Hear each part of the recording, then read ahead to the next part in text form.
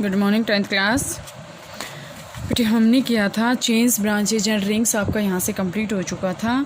यहाँ से मैंने आपको ये करवा दिया था, चेन ब्रांचेज और रिंग्स जो है यहाँ से आपका कंप्लीट हो चुका था। इसके बाद आपका जो है नोमेनक्लेचर ऑफ कार्बन कंपाउंड्स जो है वो आपका सिलेबस में से डिलीट हो चुका है।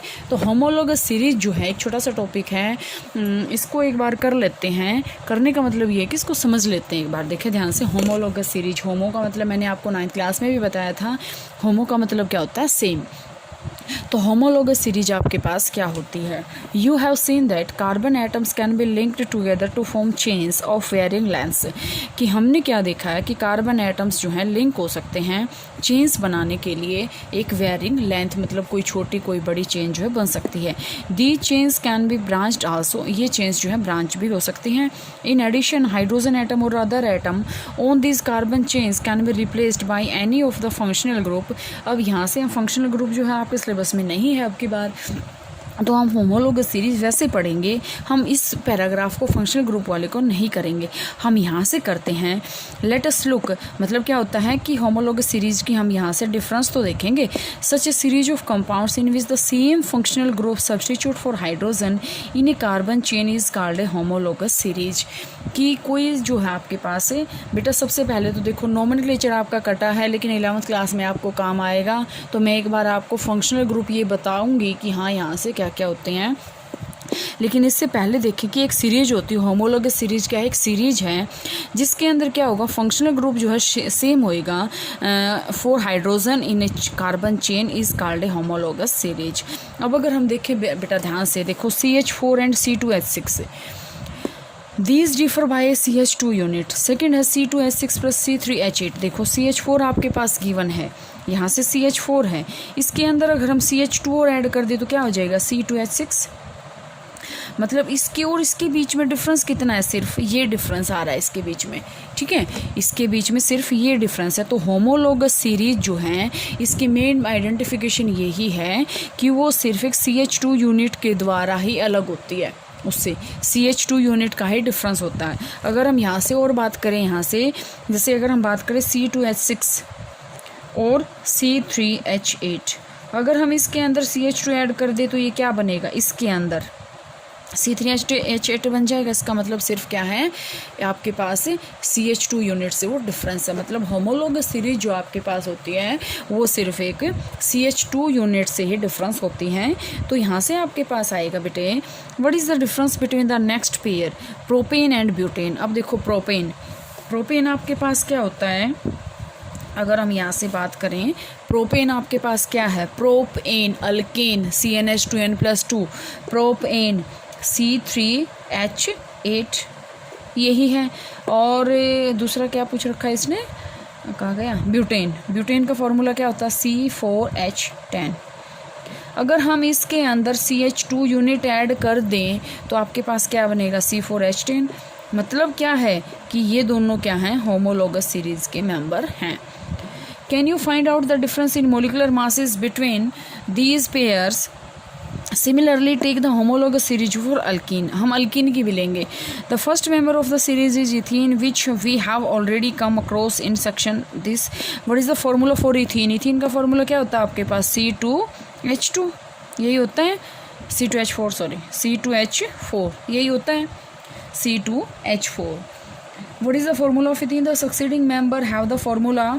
नेक्स्ट को अगर हम देखें तो आपके पास क्या फॉर्मूला आएगा? C3H6 C4H8। मतलब अगर हम इसमें देखें हर एक में कितने यूनिट का डिफरेंस आ रहा है? CH2 का, ठीक है। तो ये आपका इसमें था। Do you see any relation between the number of carbon and hydrogen atoms in this compounds? The general formula for alkenes can be written CnH2n। ये मैंने आपको बताया था। Can you similarly generate the general formula for alkane and alkyne? ये मैंने आपको करवा दिया था, ये तो हमने जनरेट कर रखा है पहले ही। As the molecular mass increase in any homologous series, a gradation in physical properties is seen।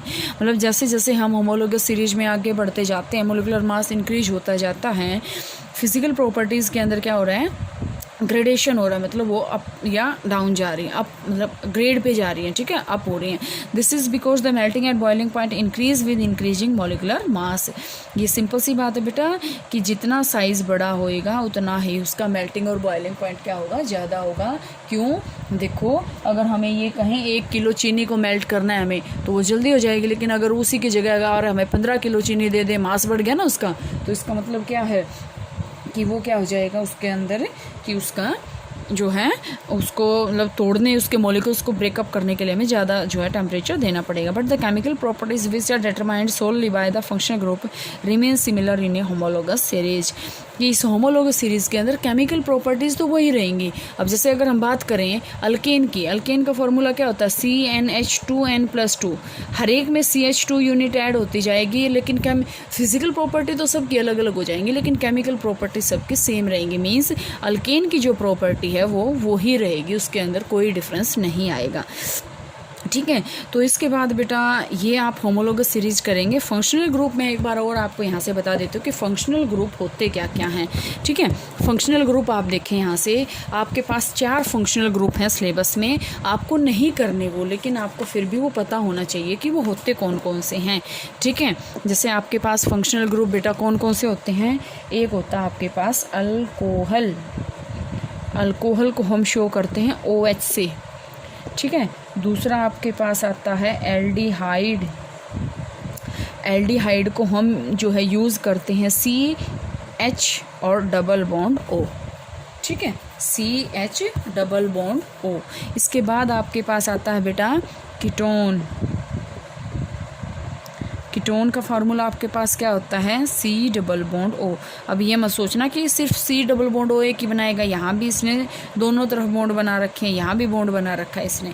इसके बाद आपके पास आता है कार्बोक्सिलिक एसिड, कार्बोक्सिलिक एसिड का फार्मूला आपके पास क्या होता है बेटे, कार्बोक्सिलिक एसिड। इसका फार्मूला आपके पास क्या होता है, C double bond O and OH, C double bond O and OH। Main difference है एल्डिहाइड और कार्बोक्सिलिक एसिड के अंदर, इसमें C डबल बॉन्ड O है, इसमें भी C डबल बॉन्ड O है, लेकिन यहाँ पे OH है और यहाँ पे अकेला H है। तो यहाँ तक बेटा आप करेंगे। नेक्स्ट जो टॉपिक हम करेंगे वो करेंगे कि कोवलेंट बॉन्ड काउंट करना किसी भी फॉर्मूलाज के अंदर।